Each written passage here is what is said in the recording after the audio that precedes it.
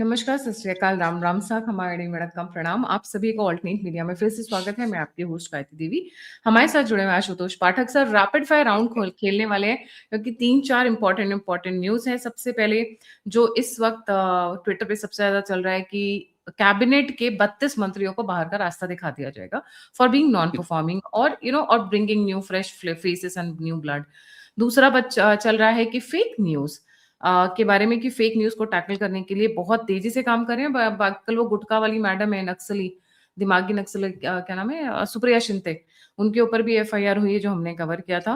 अक्टूबर 2 को गवर्नमेंट बहुत बड़ी प्लान्स अनाउंस करने वाली है और उसके साथ-साथ यूपी में कुछ बड़ी हलचल हो रही है और वो हलचल जानने लायक है। सर स्टार्ट करते हैं। सुनने में आ रहा है कि ये कैबिनेट रीशफ़ल बहुत बड़े पैमाने पर होने वाला है और इसमें कुछ पवार जैसे नाम भी सुनने में आ रहे हैं, इस तरीके की कई नाम सुनने में आ रहे हैं। जी सर। देखिए, पवार जी की जो मुलाकात हुई, आपने वो फ़ोटो देखा होगा, बड़ा सुंदर फ़ोटो था, जब पवार जी को हाथ पकड़ के ला रहे हैं, सुप्रिया जी उनके साथ हैं। पवार जी चारवाक की फ़िलॉसफ़ी के हैं। हमको कोई दुनिया से लेना-देना नहीं है। हमारा काम हो जाए, बाकी दुनिया भाड़ में जाए। और वाजपेयी जी का बहुत ही मशहूर भाषण था, आपने सुना होगा, जब उन्होंने कहा था कि पवार जी ने अपनी पार्टी तोड़ करके हमारे साथ सरकार बनाई, मैंने तो ऐसा कुछ नहीं किया। हालाँकि महाराष्ट्र के भले के लिए किया। बीच में बहुत चतुराई से वो बोल भी देते थे। पवार साहब एक ऐसी पर्सनैलिटी आज के दिन भी है, जो अपोजिशन की धुरी को तोड़ने में सबसे महत्वपूर्ण कड़ी हो सकते हैं। और मोदी और पवार साहब की दोस्ती, जो कोई भी पावर गैलरी में ऐसे जर्नलिस्ट से आप पूछेंगे, वो सब बता देंगे आपको। मोदी बहुत इज्जत करते हैं पवार की, और पवार जी भी मोदी जी की भयंकर इज्जत करते हैं। जब कभी भी मोदी पर समस्या आएगी, तो आप देखिएगा पवार खड़े मिलेंगे आपको। और जब कभी पवार पर समस्या आएगी, तो मोदी खड़े ना मिले, लेकिन मोदी साथ में रहते हैं। ये आप पक्का मान के चलिए। मोदी और पवार साहब दोनों एक दूसरे को इज्जत करते हैं, और इसीलिए पवार की जो मित्रता है, वो मोदी के खिलाफ, अगर उस मराठा कम्युनिटी में, खास तौर से महाराष्ट्र में अगर कोई मर्मरिंग भी होती है, तो पवार उसको उस पर पानी डाल देते हैं। किसी प्रकार के मोदी के विरोध में मराठा की नाराजगी, क्योंकि मैं महाराष्ट्र बहुत एक्सटेंसिवली बहुत ट्रैवल करता हूं, तो मैंने नागपुर से लेकर के मुंबई तक मैंने देखा है कि मराठा कम्युनिटी में बहुत अनुराग नहीं है मोदी के प्रति, लेकिन वो कहते हैं कि नहीं नहीं, मोदी है तो ठीक है। और वो इसलिए ठीक है क्योंकि हमने ये जानने की कोशिश की कि भाई ऐसा वो कहते क्यों हैं। तो बाद में पता चला कि साहब, ये पवार साहब की जो है ना, सॉफ्ट कॉर्नर है मोदी के प्रति। मतलब मोदी और सोनिया में अगर चुनना हो, तो पवार साहब सपने में भी मोदी को चुनेंगे, सोनिया को नहीं चुनेंगे। जबकि उनकी परवरिश उस पार्टी में हुई, उसी पार्टी से वो बने। इसलिए ये जो रिसफल थोड़ा बहुत लटका हुआ है, वो पवार साहब की पार्टी और शिंदे की पार्टी के मर्जर को लेकर के। भारतीय जनता पार्टी उसमें एक प्रकार से मध्यस्थ की भूमिका निभा रही है। भारतीय जनता पार्टी कह रही है कि अब आप आ जाइए दोनों एक साथ, मत जाइए दोनों दूर दूर, मत जाइए, जो छोटी छोटी बातें हैं उसको भूल जाइए, एक साथ आइए। जब एक साथ आइएगा तो आपको मजबूती मिलेगी। लेकिन पवार साहब के लिए समस्या यह है कि वो साथ तो आए, लेकिन बेटी को ऊपर बिठाएं कि बहू को ऊपर बिठाएं। बहू जो ऊपर बैठी हुई है, वो नीचे आने के लिए तैयार नहीं है। बेटी एक पल के लिए स्वीकार भी कर लेंगी, क्योंकि बेटी को मालूम है कि अब उनकी औकात वो नहीं है जो अजित दादा पवार की पार्टी का है। लेकिन अजित पवार के जाने के बाद सुनेत्रा पवार की भी वो छवि नहीं है जो अजित दादा पवार की है। इसलिए बड़ा बहुत ही अंदर खाने बहुत खेल चल रहा है। अजित पवार की पार्टी के जो अन्य लोग हैं, वो सुनेत्रा पवार के साथ उतने सहज नहीं है, हालांकि अभी समर्थन कर रहे हैं, लेकिन उनके बेटे से वो बहुत असहज हैं। उसी प्रकार से जो अभी शरद पवार की पार्टी के जो और लोग हैं, जो मर्जर चाहते हैं और बीजेपी उसको मर्ज कराना चाहती है, वो उनकी थोड़ी सी असहजता है। अब इस दोनों की असहजता को भारतीय जनता पार्टी चाहती है कि ये असहजता दूर रखें, दोनों साथ आ जाएं, और फिर दोनों मिल करके हमें नाम दे दें कि भाई आपके कोटे से कितने को हम मंत्री बनाए, ये 3 साल का वक्त है। अब पवार जी इसी में लगे हुए हैं कि सुप्रिया जी को मंत्री का पद मिल जाए। हालांकि शुरुआत में सुप्रिया जी ने खंडन किया था कि नहीं ऐसी कोई बात नहीं है, लेकिन आप मान के चलिए कि अब तो सुप्रिया राजनाथ जी के पैर भी छू लिए। तो समझ ही गए आप। तो सुप्रिया जी का कैबिनेट में आना लगभग हमको लगता है तय है, तय है। अब एकनाथ शिंदे की तरफ से और कौन कौन लोग आते हैं, मर्जर पहले हो जाता है, और अभी चूंकि शिवसेना से 6 टूट करके आए हैं, उनमें से भी किसी को देना है कुछ ना कुछ, तो ये सब परमिटेशन कॉम्बिनेशन बिठा करके कैबिनेट का एक्सपेंशन होगा। लेकिन इस बीच में एक बहुत महत्वपूर्ण बात हो गई गायत्री जी, ये कैबिनेट रिसफल और बीजेपी के संगठन के विस्तार का, संगठन के नए संगठन के की चिट्ठी का, इस दोनों में रिश्ता है। पहले लोग कह रहे थे कि पहले कैबिनेट का हो जाएगा या बीजेपी के संगठन का विस्तार हो जाएगा, लेकिन हमको पहले से उम्मीद थी कि बीजेपी के संगठन का विस्तार पहले होगा, और उसमें जिन जिन का नाम आ गया उसका मतलब वो कैबिनेट से गए, गायब हो गए। हालांकि उसमें एक मंत्री हैं पीयूष गोयल जी, जो खजांची भी हैं, वो नेशनल ट्रेजरर भी नियुक्त हो गए भारतीय जनता पार्टी के, लेकिन वो रह सकते हैं। पैसे वाले जो पर्स वाले लोग हैं वो वहां भी पर्स संभाल लेंगे, यहां भी पर्स संभाल लेंगे, कोई दिक्कत नहीं है। तो एक दो लोग ऐसे हो सकते हैं जो सत्ता में भी रहेंगे और संगठन में भी रहेंगे, लेकिन और बाकी लोगों का, जैसे स्मृति ईरानी का नाम आ गया संगठन में, इसका मतलब है कि कैबिनेट से उनका पत्ता कट गया।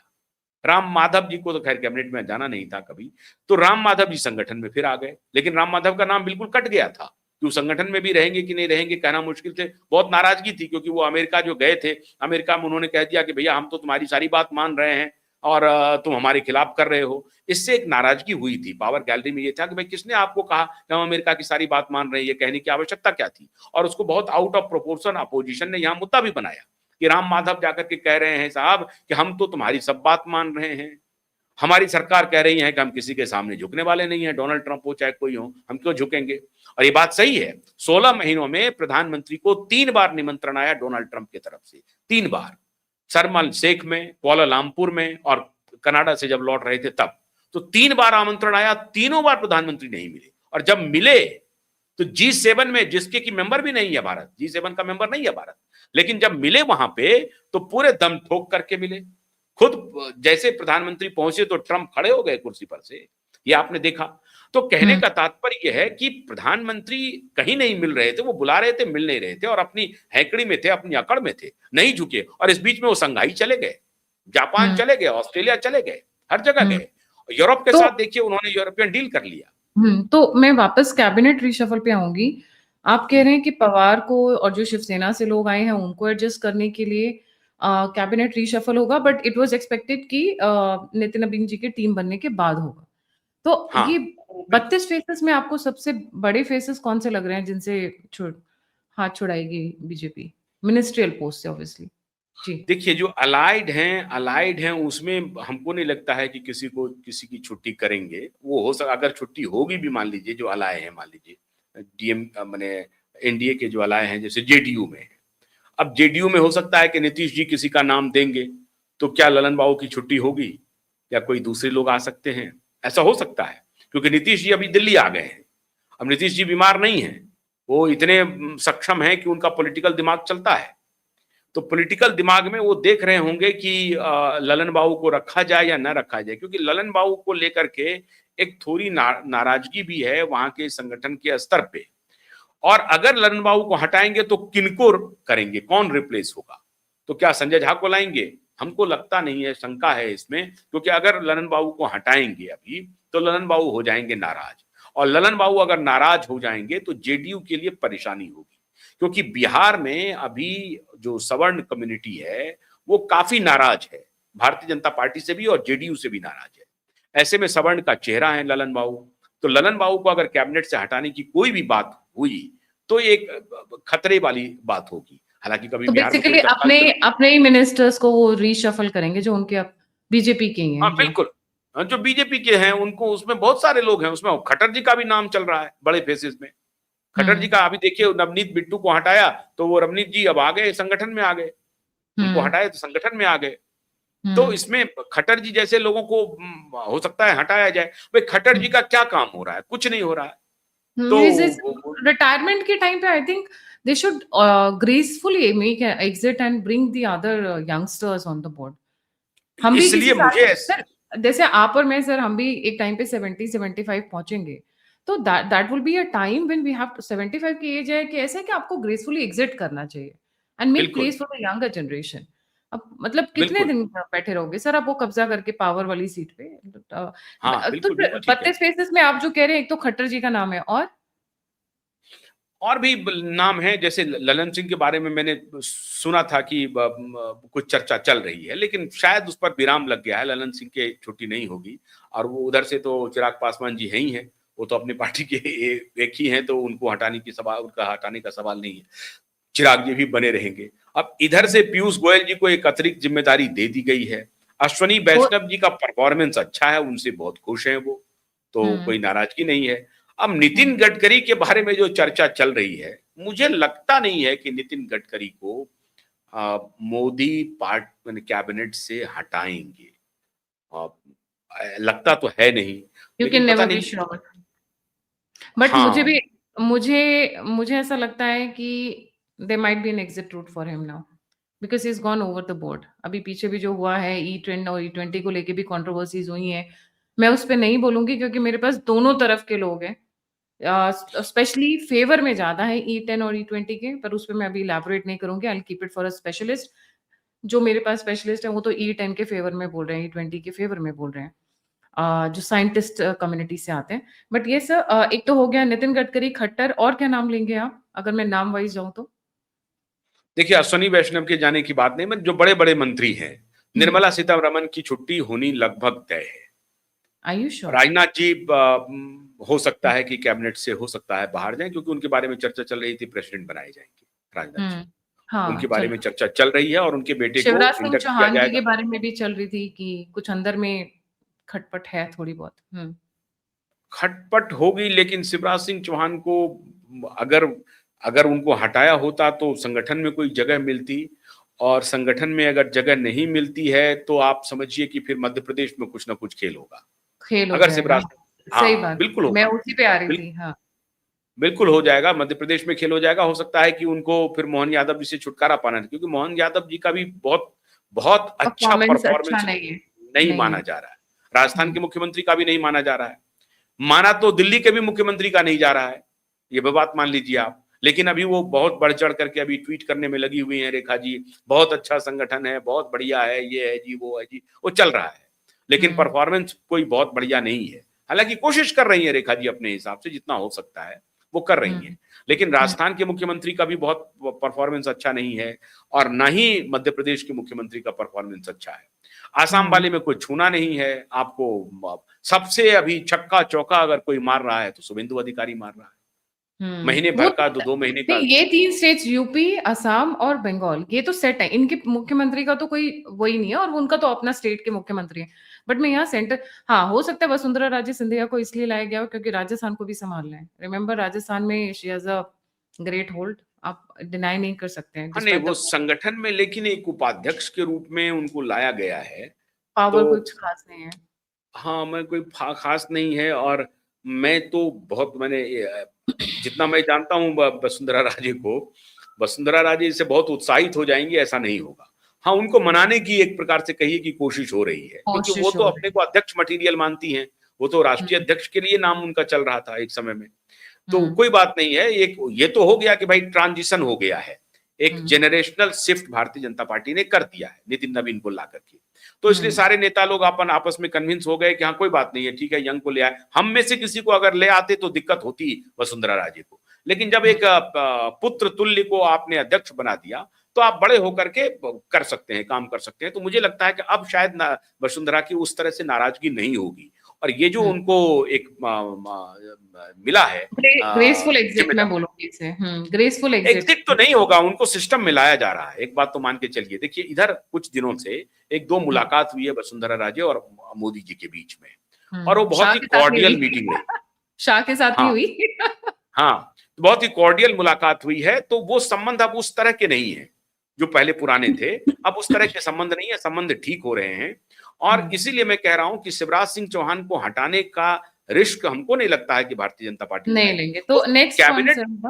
हुँ, कैबिनेट बदला जा सकता है। नेक्स्ट में तो आप जो ये सब चेहरे ये भी हैं, ये भी एक सर एक सॉरी बीच में इंटरप्ट किया, एक चीज और है ना, कई सारी मिनिस्ट्रीज डबल लोड में चल रही हैं, जैसे अश्विनी वैष्णव जी के पास कितनी मिनिस्ट्रीज हैं, कई मिनिस्ट्रीज हैं, कई तो मिनिस्ट्रीज हैं। ऑब्वियसली वहां पे वो देखिए, कई अब मिनिस्ट्री तो। इंटरेस्टिंग बात ये हो गई कि अभी जो जेनजी का मामला चल रहा है, और मोदी जी 2 अक्टूबर से जो शुरू कर रहे हैं, बहुत सारा कार्यक्रम वो चला भी रहे हैं। लाल किले के भाषण में इस बार जेनजी ही मुद्दा रह गया, मतलब यंगस्टर्स, यूथ देश के मुद्दा है।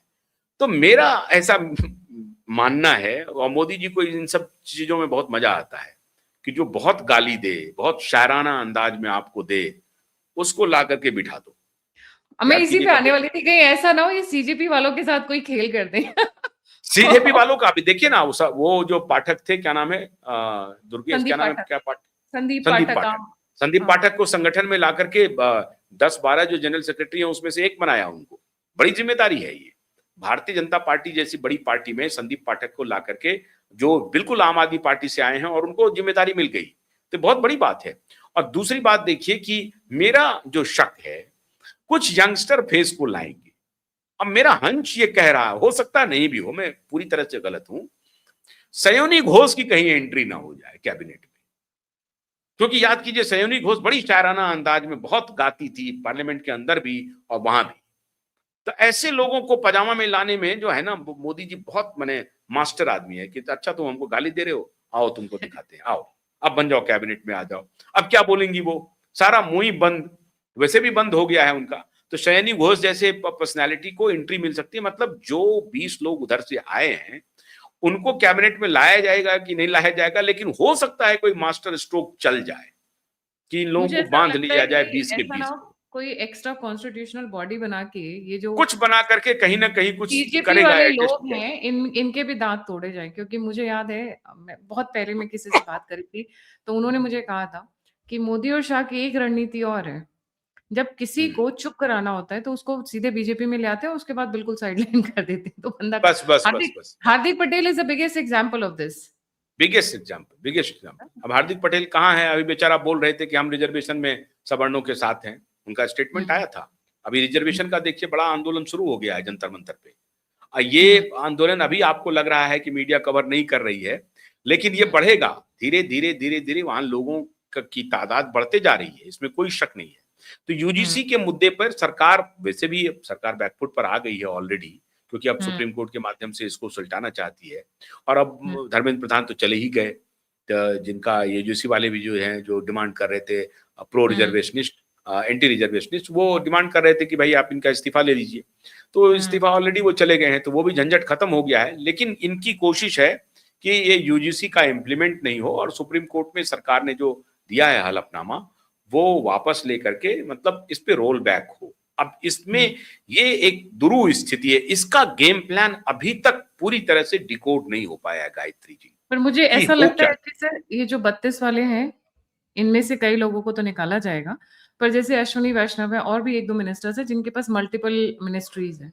तो अगर 4-4 5-5 भी माने तो काफ़ी लोग आते हैं ना, और आईटी मिनिस्ट्री तो ऐसी है जहाँ पे सर एक नहीं बहुत दिग्गज लोग चाहिए। आई मीन ये जो काफी सोशल लोग मीडिया हैं।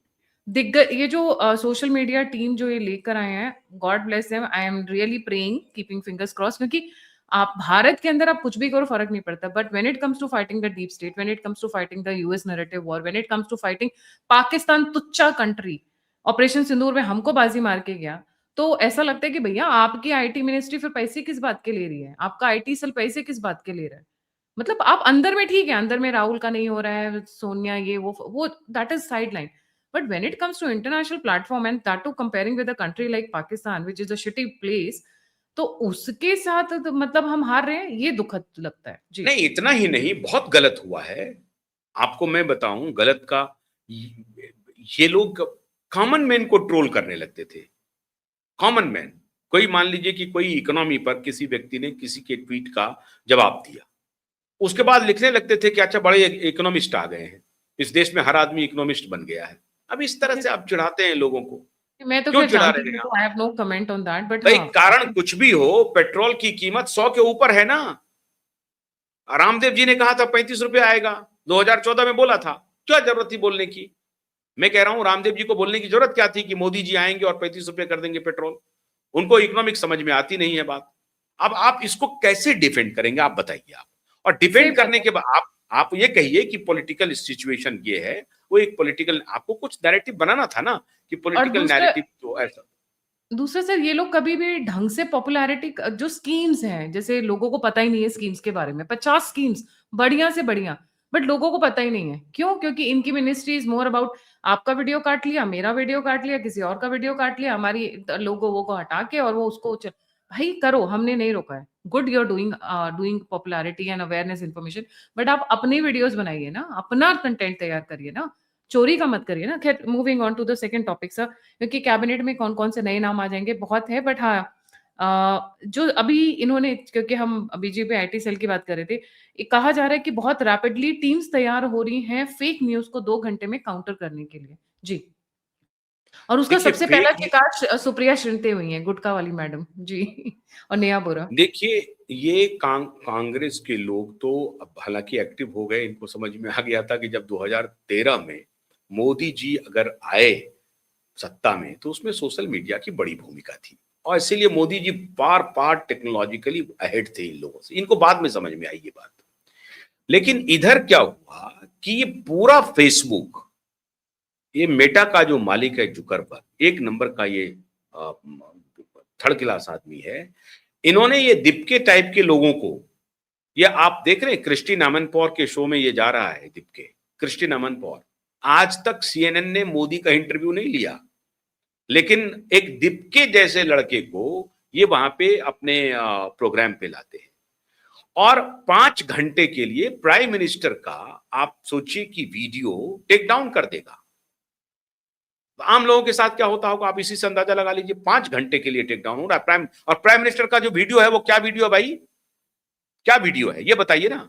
एक तो प्राइम बहुत ही मिनिस्टर गंदा अपने कंगना देश रनौत के के लोगों साथ। से कम्युनिकेट कर रहे हैं, उसको टेक डाउन कर रहा है।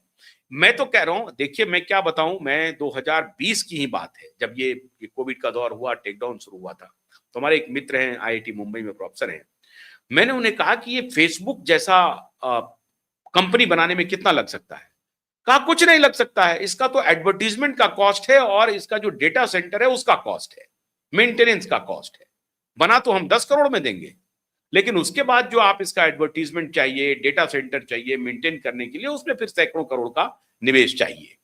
अब हमको हैरत है, आप, मैं कभी कभी मैं बोलते बोलते इसलिए मुझे गुस्सा आता है कि ये देश के साथ हो क्या रहा है। इतनी बड़ी बड़ी हमारी कंपनी थी अमेरिका में, आप देखिए चाइना में और रसिया में फेसबुक गूगल सब बैन है। चाइना में अपना अपना सोशल मीडिया प्लेटफॉर्म है। हमारी इतनी बड़ी इकोनॉमी, इतनी बड़ी आबादी, इतना बड़ा कंज्यूमर बेस, लेकिन हमने कभी अपना सोशल मीडिया प्लेटफॉर्म बनाने के बारे में सोचा ही नहीं। आज आपको मालूम है 40% आपका पैसा ले लेता है गूगल, जो आपको पैसा देता है, हमको आपको जो पैसा देता है वो 40% रेवेन्यू शेयर कर रहा है हमसे। बदले में ये बात सही है कि ठीक है हमको एडवर्टीजमेंट ला करके वो देता है, लेकिन वो जैसा चाहेगा प्रमोट करना वैसा प्रमोट करेगा। उसका अपने उसके एल्गोरिदम से चलिए, उसका अपना कम्युनिटी प्रोफाइल है। पैसा हमारा, हमारे देश का पैसा है। आप सोचिए बात को, पैसा हमारे देश का है, हमारे टैक्स पेयर का पैसा है। वो पैसा वो एडवर्टाइजर का पैसा है, वो पैसा में भी 40% शेयर करता है। उसके बाद भी आपको टेंटर हुक पे रखता है कि नहीं ये मेरी पॉलिसी है, इसके हिसाब से तुम्हें काम करना पड़ेगा। डिक्टेट वो करता है। हमारे पास गूगल जैसा प्लेटफॉर्म नहीं क्रिएट हम कर पा रहे हैं।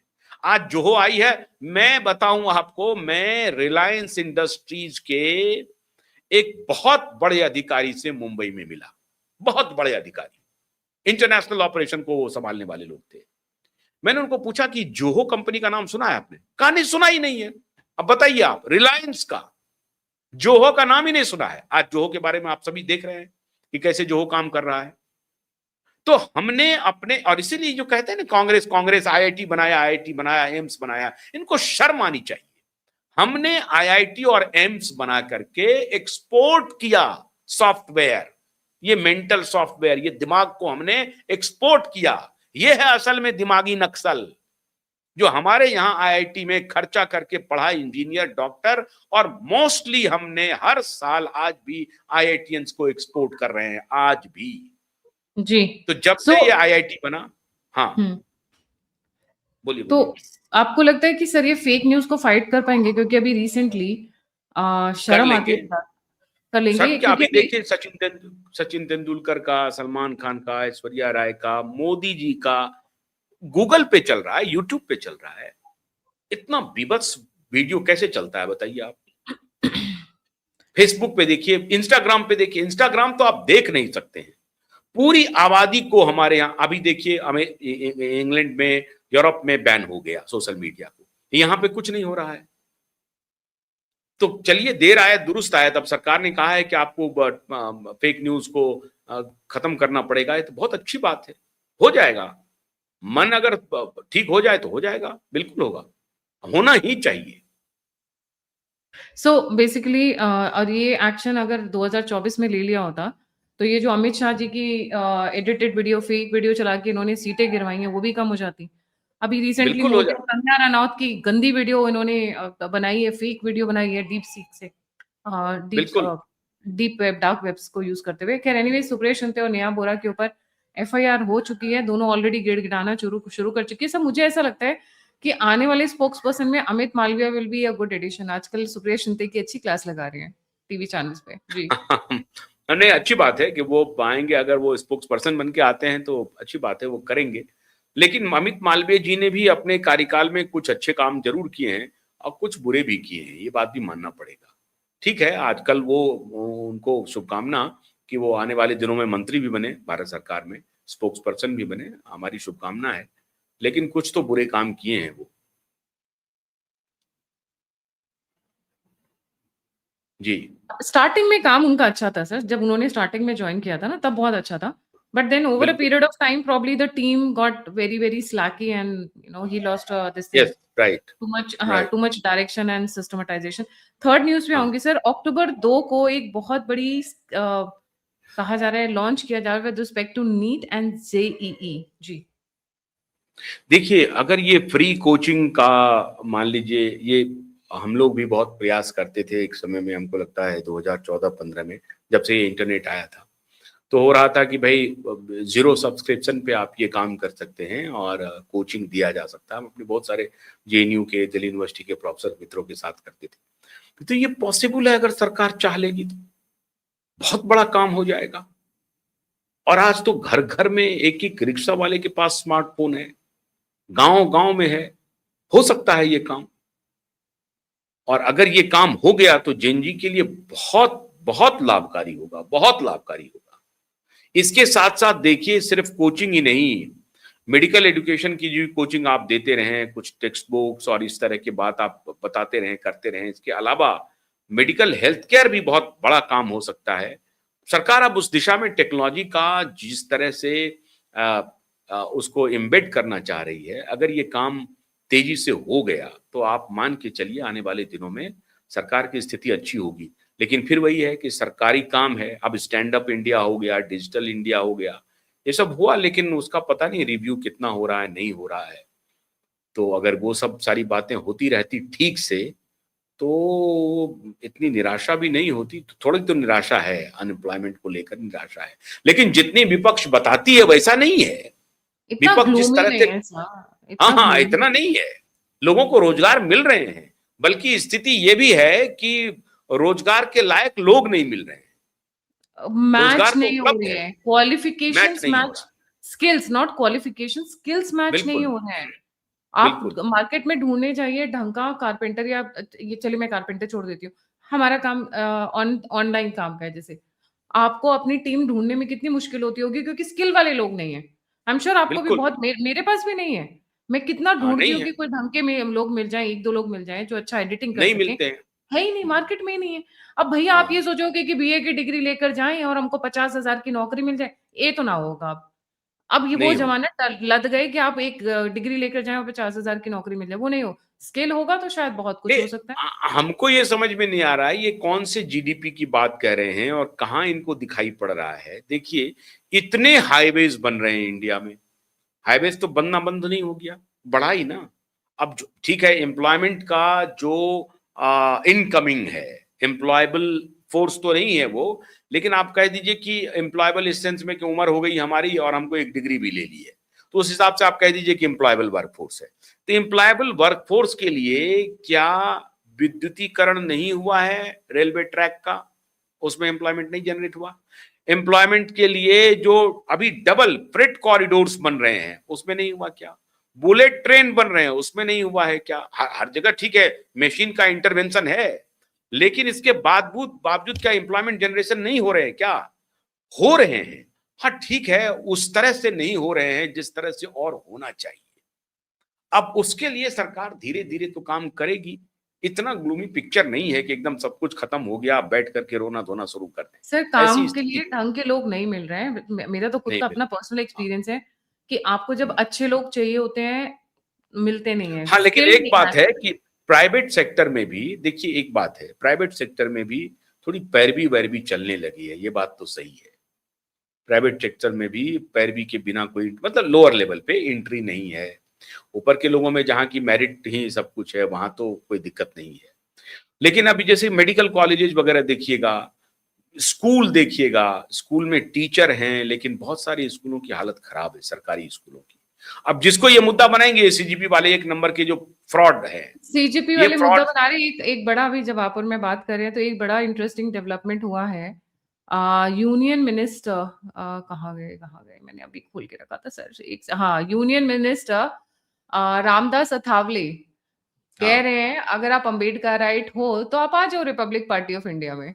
ये आप और मैं बात ही कर रहे थे, ये देखिए आ गया न्यूज। सही बात है। देखिए हाँ, किस तो आज पोजीशन पे, हमें अब यूनियन मिनिस्टर तो है, बट ये किस किस पोस्ट पे है, मैं वो भूल गई हूँ सर।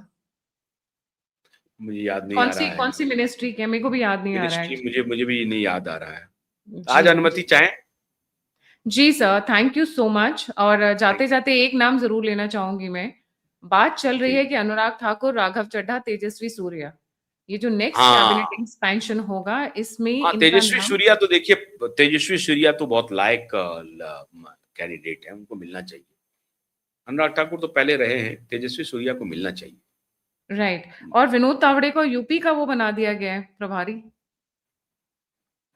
मैं इस पर कोई टिप्पणी नहीं तो मैं यूपी कोई में भी बड़े टिप्पणी नहीं चेंजेस हो रहे हैं। यूपी में कुछ एक अलग से शो करती हूँ, पर यूपी में बहुत सारी बबलिंग न्यूज आ रही है। हाँ, ब्राह्मणवाद, राजपूतवाद, ये सब तो चल ही रहा है एक तरफ। सीजेपी भी हाँ, उधर एंटर करने की कोशिश कर रही है। Lot of developments for UP, will have a separate show. Lord of तो ये डेवलपमेंट्स इसमें, हाँ, हाँ, इसमें कवर नहीं हो पाएगा। Thank you so much sir for joining. जाने से थैंक पहले यू। व्यूअर से रिक्वेस्ट है, सर का अपना चैनल है क्यूआईव नेटवर्क, प्लीज उसे भी हुँ, लाइक, सब्सक्राइब और शेयर जरूर करें। And don't forget to like, subscribe and share the alternate media. आप मुझसे जुड़ना चाहते हैं तो मेरा ईमेल डिस्क्रिप्शन बॉक्स में है। आप मेरी सहायता या मदद करना चाहते हैं तो नंबर और यूपीआई स्क्रीन के ऊपर है। इसी के साथ जय हिंद, जय श्री राम, हर हर महादेव। Thank you. हर हर थैंक यू। महादेव।